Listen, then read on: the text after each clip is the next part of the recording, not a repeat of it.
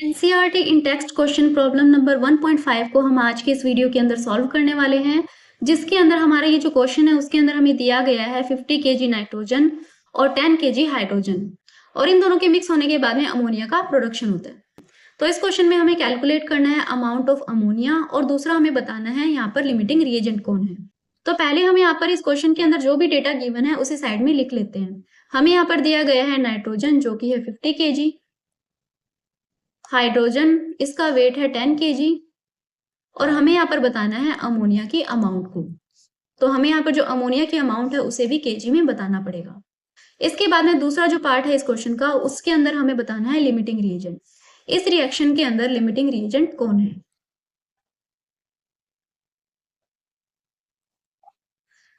तो इस क्वेश्चन के दो पार्ट है, जिसके अंदर एक में हमें बताना है अमाउंट ऑफ अमोनिया, और दूसरे के अंदर हमें ये बताना है कि इस रिएक्शन के अंदर लिमिटिंग रिएजेंट कौन है।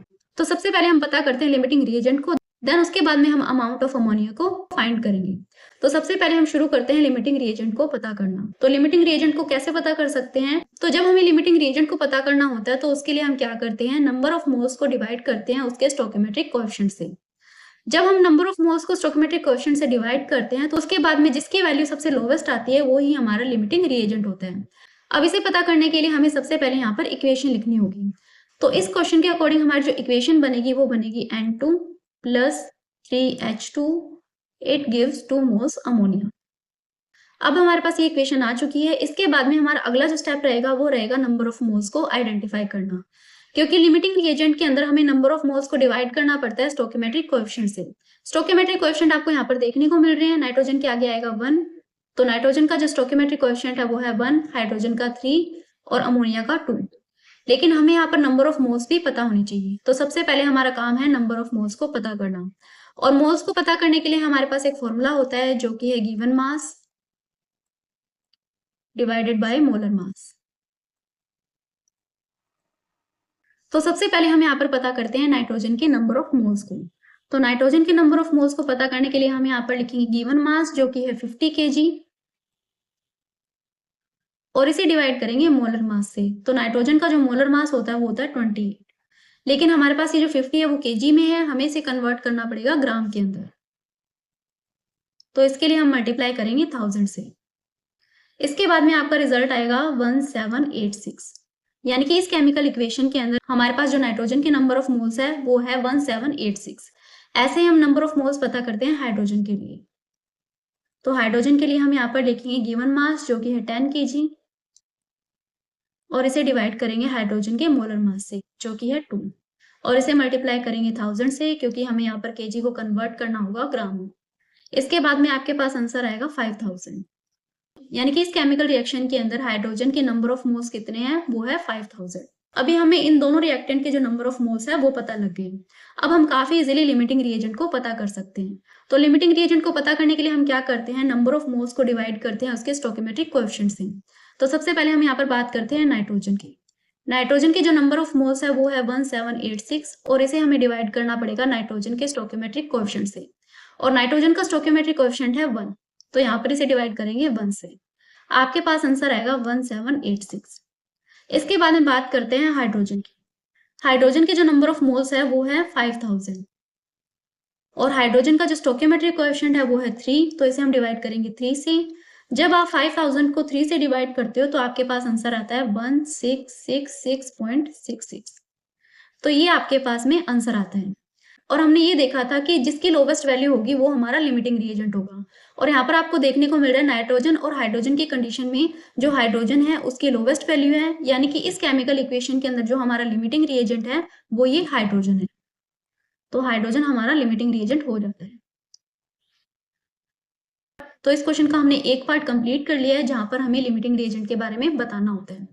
अब जब हमें लिमिटिंग रिएजेंट के बारे में पता लग, इसका मतलब ये जो लिमिटिंग रिएजेंट है वो अमोनिया के प्रोडक्शन को भी इफेक्ट करेगा। तो ये कैसे इफेक्ट करेगा वो हम देख लेते हैं।